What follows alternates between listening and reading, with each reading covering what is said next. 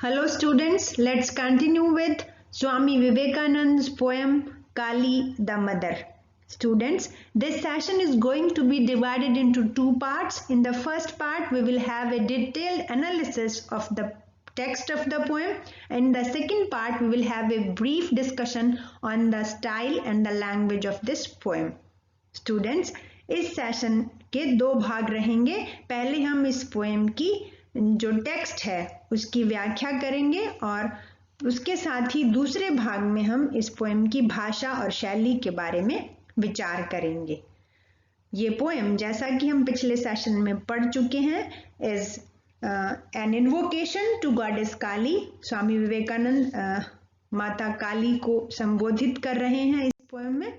And he wrote this poem on 24 September 1898 when he was staying in Kashmir on a houseboat on Dal Lake in Srinagar after visiting Kheer Bhavani Temple. ये हमने पिछले session में पढ़ा था कि स्वामी विवेकानंद ने खीर भवानी मंदिर में माता के दर्शन करने के बाद उनके मन में जो भाव उठे, उन्हीं भावों को इस कविता के रूप में लिखा अपने कश्मीर में स्टे के दौरान.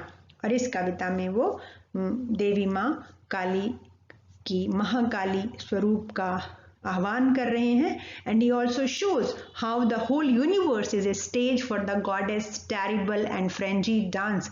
और किस तरह से पूरा ब्रह्मांड जो है वो माँ काली के फ्रेंजीड तांडव नृत्य के लिए मंच तैयार करता है. ये इसका हमने ओपनिंग 3 लाइन्स में भी देख चुके हैं कि किस तरह से ब्रह्मांड पूरा माँ का मंच है, कि जिसमें जो स्टार्स हैं they have blotted out, clouds are covering clouds, कि जो बादलों ने ढक लिया है, तारे छिप गए हैं, लेकिन एक तरह की डार्कनेस है जो वाइब्रेंट और सोनेंट है. ये हमने पहली 3 लाइन्स में देखा था.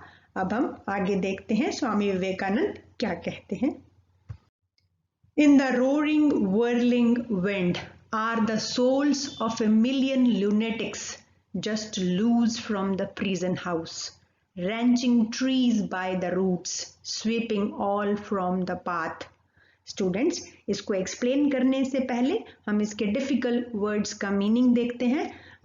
whirling वर्ड का मतलब होता है गोलाकार घूमना, चक्रदार, चक्रवाती हवा, उसको भी हम whirling wind कह सकते हैं. whirling सर्कुलर मूवमेंट जो है उसके लिए आता है.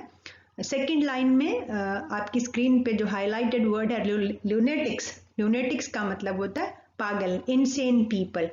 और रेंचिंग का मतलब है अपरूटिंग, किसी को तोड़ना, उखाड़ फेंकना.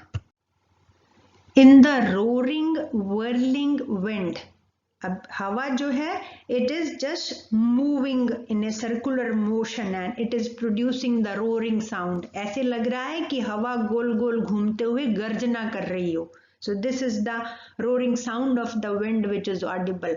और वो जो हवा की रोरिंग साउंड है उसको देख के विवेकानंद को ऐसा महसूस हो रहा है. और the souls of a million lunatics just loose from the prison house, कि मिलियंस ऑफ ल्यूनेटिक्स, ल्यूनेटिक होते हैं इनसेन, पागल लोगों की आत्माएं जो हैं वो अभी अभी उनको किसी जेल से छोड़ा गया हो, और वो पागल आत्माएं पेड़ों को जड़ से उखाड़ रही हैं और स्वीपिंग ऑल द पाथ, और सारे रास्ते को साफ कर रही हैं, क्लीन कर रही हैं, सारे पेड़ों को रास्ते से हटा रही हैं. And The sea has also joined the winds. इन तेज हवाओं को ओशन ने भी ज्वाइन कर लिया है. Let's see what Swami Vivekananda further says. Swami Vivekananda आगे क्या कहते हैं. The sea has joined the fray and swirls up mountain waves to reach the pitchy sky. The flash of lurid light reveals on every side 1,000 shades of death, begrimed and black, scattering plagues and sorrows. यहाँ पे आगे का description है. उस व्याख्या से पहले हम डिफिकल्ट वर्ड्स का मीनिंग देखते हैं. पहला हाईलाइटेड वर्ड आपकी स्क्रीन पे है फ्रे. फ्रे का मतलब है एक तरह का स्ट्रगल, एक तरह का डिस्प्यूट, एक जंग कहें. सेकेंड वर्ड है peachy. Peachy full of pitch, बहुत completely high और completely dark, बहुत ऊंचा, बहुत गहरा, बहुत काला. That is for pitchy, मतलब full of pitch. That is the meaning of this adjective. Then lurid, lurid का मतलब होता है कोई चीज जो बहुत horrible हो, बहुत डरावनी हो. उसके बाद नेक्स्ट डिफिकल्ट वर्ड है प्लेग्स. प्लेग का मतलब यहाँ पे बहुत सारी हार्मफुल चीजें, जो चीजें नुकसान पहुंचाती हैं, ऐसी चीजें, उसके लिए प्लेग वर्ड यूज किया है स्वामी विवेकानंद ने. अब हम पूरे को एक्सप्लेन करते हैं. The sea has joined the fray, कि जो एक तरह का डिस्प्यूट और स्ट्रगल गरजती हुई हवा ने शुरू किया है, उसको ओशन ने भी ज्वाइन कर लिया है. अब ओशन ने उस स्ट्रगल को कैसे ज्वाइन किया है? Ocean swirls up mountain waves. जो ओशन है it moves in circles. Swirling up का मतलब भी सर्कल में मूव करना है. जैसे जो विंड है इट वर्ल्स अप, हवा भी गोल गोल घूम रही है, और समुद्र की जो लहरें हैं they are also moving in circles, they are also swirling up. So the waves of the ocean, they are also moving in circle to touch the height of the mountain. Mountain waves का मतलब बहुत ऊंची लहरें, पर्वत जितनी ऊंची लहरें गोल गोल उठ रही हैं ओशन से. We can say that the ocean has joined the struggle, the dispute which is going on the surface of the earth with his circular waves which are very high, which are high like mountains, and those waves are trying to reach the high black sky. The flash of lurid light reveals on every side, and then suddenly what happens? A flash of very horrible light appears on every corner, and in that very horrible, terrible flash of light, what is visible? A thousand shades of death. Death is there in its 1,000 forms. Death के हजारों चेहरे, हजारों छायाएं उस एक terrible light में नजर आती हैं. Those dark faces, मौत के वो काले चेहरे. Scattering plagues and sorrows, हर तरफ बीमारी, हर तरफ परेशानियां और नुकसान फैलाती हुई मौत के चेहरे दिखाई देते हैं चारों तरफ उस डार्कनेस में. Dancing mad with joy, come mother come. तो उस एक वाइब्रेंट और सोनेंट डार्कनेस के एटमॉस्फेयर में, जिसका स्वामी विवेकानंद जिसको पोर्ट्रे कर रहे हैं, ऐसे में अब विवेकानंद मदर गॉडेस को आह्वान कर रहे हैं कि mother come, you have to come with your frenzied dancing steps. अपने फ्रेंजीड, खुशी से उन्मत्त जो डांस के स्टेप्स हैं उनके साथ माँ आए. For terror is thy name, क्योंकि जब मदर गॉडेस अपीयर होंगी तो she will destroy the evil things, क्योंकि मदर का दूसरा नाम टेरर है, आतंक है. Terror for the evils, terror for the bad things. Death is in thy breath. Death is there in the breath of mother goddess. And every shaking step destroys a world forever. Here he is saying that when there is darkness, there is destruction, the lunatics are uprooting the trees. In that very atmosphere, when mother goddess will make its appearance, she will destroy all those monstrous things, she will destroy all those evil things. And because mother goddess is having death in her breath, and with every dancing step of the mother goddess, what she will do? She will destroy that world of lunatics, she will destroy that world of evil things, she will destroy the world of monstrous evil things. कि जो भी बुराई की, जो भी बुरी आत्माएं हैं, उन सबको डिस्ट्रॉय कर देगा माँ का एक ट्रेम्बलिंग स्टेप, एक मूव करता हुआ कदम जो है वो सारी बुराइयों को खत्म कर देगा. और अब ऐसा माहौल हो गया है कि mother should make her appearance, because Swami Vivekananda feels that now mother Kali needs to come here to stop everything and to bring end to the evil things, to destroy the evil things. Mother Kali is able to fight with the evil powers, क्योंकि माँ काली ही बुराइयों से लड़ने में सक्षम है। This is because she herself is very terrible, क्योंकि वो खुद टेरर है, जैसा कि 3rd लाइन में कहा गया है ना, for terror is thy name, she can destroy all evil things. And let's see what Vivekananda says in the concluding lines. Thou time, the all destroyer, come, O mother, come, who dares misery, love, and hug the form of death. Dance in destruction's dance, to him the mother comes. Here, Swami Vivekananda is calling Mother Goddess the time. माँ महाकाली तो काल भैरवी हैं, उनको जो स्वामी विवेकानंद हैं वो समय स्वयं काल हैं। Mother is time, she is time, she is the all destroyer, वो तो सारी बुराइयों की संहारक हैं, सब बुरे को खत्म कर देने वाली हैं। तो ऐसी माँ को वो आह्वान कर रहे हैं कि वो माँ आए।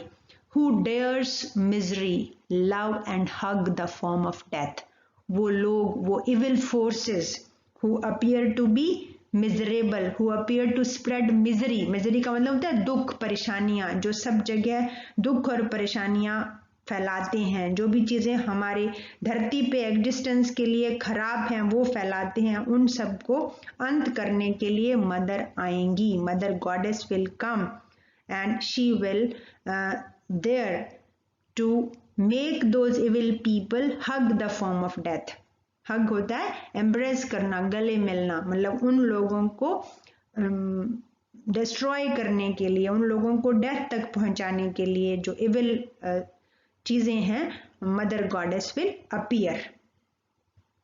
And here is saying that mother goddess is herself the dark side of creation. माँ काली का जो खुद है वो भी एक जो सृष्टि रचना है उसकी संहार वाली तरफ से है, लेकिन यहाँ पे वो संहार किसका कर रही हैं? Dance in destructions dance, dance of destruction, जो खुद बुरी चीजें अच्छी चीजों को डिस्ट्रॉय करती हैं, उनको अपने डांस में मदर गॉडेस डिस्ट्रॉय कर देती हैं। So to him the mother come, तो ऐसे लोगों के लिए mother goddess will appear, mother goddess will appear to destroy the evil and to spread the goodness and nobility, to protect the goodness, goodness की रक्षा के लिए और इविल को डिस्ट्रॉय करने के लिए मदर गॉडेस अपने फ्रेंजीड डांस में डांस करती हुई आए, ऐसा आह्वान पोएट यहाँ पे कर रहे हैं। तो इस तरह से इस पोएम में स्वामी विवेकानंद माँ काली के जो महाकाली स्वरूप है उसको इन्वोक कर रहे हैं, because only that form of goddess Kali can bring order in this world, can bring peace, can bring protection from the evils for the to the earth. So students, this is all about the contents of this poem. Now let's have a brief discussion on the style and language. तो इस तरह से बच्चों इस पूरी poem में कवि जो हैं, जो महान दार्शनिक स्वामी विवेकानंद हैं, वो माँ महाकाली के बुराइयों की संहारक शक्ति के रूप में आह्वान कर रहे हैं, और इस पूरी पोएम में भाव के अनुरूप ही भाषा का भी प्रयोग हुआ है। और इस बहुत ही डीपली रिलीजियस पोएम में, जिसमें गॉडेस काली का इन्वोकेशन है, कवि ने बहुत ही पावरफुल इमेजरी, पावरफुल जो चित्र हैं वो उकेरे हैं। इमेजरी जो होती है वो शब्दों के माध्यम से किस तरह की इमेज पिक्चर को कहते हैं, चित्र को कहते हैं। तो किस तरह से एक जो पोएट है, पोएट अपने शब्दों के माध्यम से कैसे चित्र बनाता है, जैसा कि आपने इसमें देखा कि जिसमें ल्यूनेटिक्स का इमेज है, पूरी पोएम में ऐसे लग रहा है जिसे हम पढ़ते हैं कि पूरा सीन हमारे सामने, आंखों के सामने आ रहा है। तो this is the power of imagery, ये है इस पोएम में जो इमेजरी यूज हुई है उसकी ताकत।